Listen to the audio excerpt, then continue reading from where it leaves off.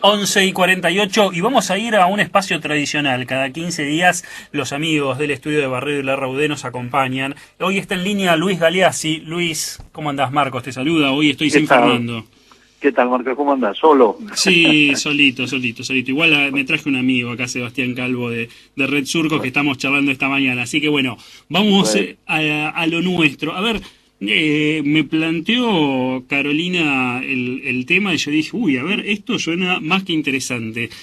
Alternativas para aquellos productores que quieren, que querrían, que quisieran, que tienen la necesidad de salir de la soja. ¿Cómo diversificar el negocio? claro, el tema es que, bueno, los mercados siempre dinámicos y nos dan sorpresas y la última gran sorpresa que tuvimos es la violenta caída del precio, Ujú. que sumado a todas las restricciones y dificultades que ya existían antes, hace que el negocio sea muy complejo. Entonces es evidente que muchos productores se plantean qué hacer, si producir a pérdida o buscar otras soluciones, otras alternativas. Y creo que este tema ha revolucionado un poco o ha incentivado la creatividad, porque de alguna forma durante muchos años digamos, el pensamiento estratégico estaba justificado en que la rentabilidad de la soja era suficiente para seguir en ella y no plantearse nada más, ¿no es cierto? En cambio ahora hay buenas razones para plantearse qué otra cosa hacer, o soja y qué más, digamos, de cómo repartir el juego, ¿no? Ujú. Entonces se han planteado distintos cuadros, distintas situaciones, y empieza a haber ejemplos de productores que han empezado a hacer cosas, algunas con un más largo horizonte de planeamiento, otras más cortas, más tácticas, pero todas que tienen que ver con un poco distribuir los huevos en distintas canastas, ¿no? Cosa que siempre... Exactamente. Siempre el tema de diversificar es una garantía, por decirlo de alguna forma, de que si algo se cae, uno puede seguir en pie. Y contanos, ¿qué es lo que vos ves que más están eligiendo?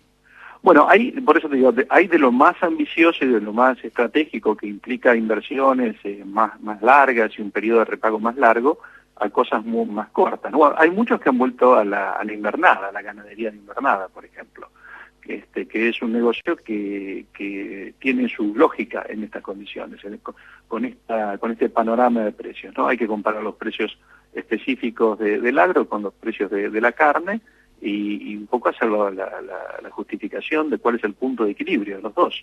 Y en algún momento, tal vez algún productor, según los rindes que tenga, le convenga retornar a la ganadería, a la hacienda general, cosa que vos sabés que en los últimos años se había abandonado, ¿no? Muchos Ujú. productores habían liquidado sus rodeos y se habían dedicado plenamente a la agricultura y particularmente a la soja. Entonces, Totalmente. bueno, Es ahí creo que vos lo dijiste al principio del ejemplo, o sea, sería como lo más ambicioso, ¿no? Porque muchos que se fueron después necesitan un capital importante para volver a entrar, o hay esa, alternativas. no, lo que decís es correcto, es decir, la invernada implica la compra y todo, después toda la inversión del engorde, con lo cual no es sencillo, hay que hacer números muy finitos para ver si este retorno tiene sentido.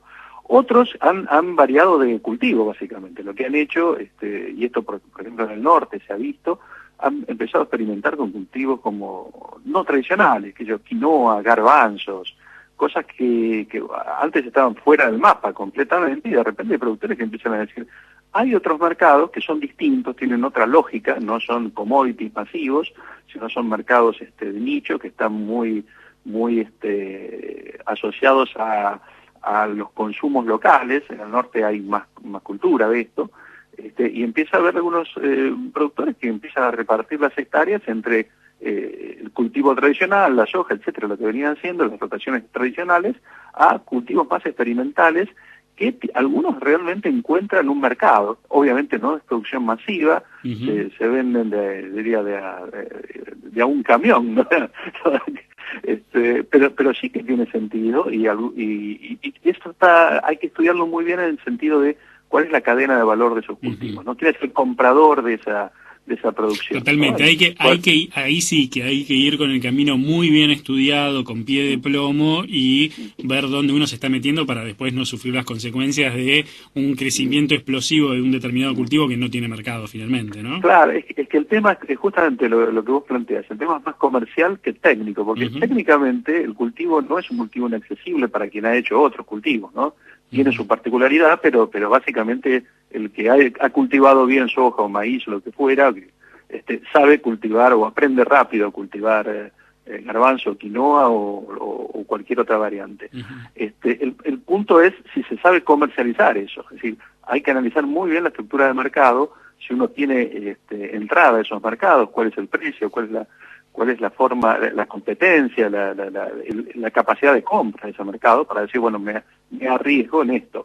Aunque normalmente esas son apuestas, yo diría, parciales. Nadie se juega a, no sé, a sacar toda la soja y poner todo quinoa o cosas por el estilo. Son más apuestas experimentales y hay mercados en que empiezan a tener su funcionamiento con esas alternativas que son, digamos, un poco exóticas para lo que es el productor medio, ¿no? Luis, para resumir, como vos dijiste al principio, ¿no? Me parece que la idea y lo valioso que traes este día acá a la mesa es generar alternativas, diversificar la producción, no irte del todo de las hojas si la sabés hacer, si la estás haciendo y si los números vos ves que te pueden dar, pero agregarle alguna otra cosa que te termine de dar sustentabilidad a todo tu sistema productivo y tu empresa, ¿no?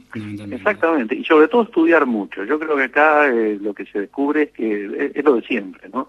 Es que las oportunidades están después de haber hecho un estudio correcto, no solo técnico de la producción, sino comercial y de logística. Y, o sea, hay muchas cosas que hay que poner en la balanza para definir, bueno, me juego a hacer, no sé, 30 hectáreas de cualquier cultivo no tradicional.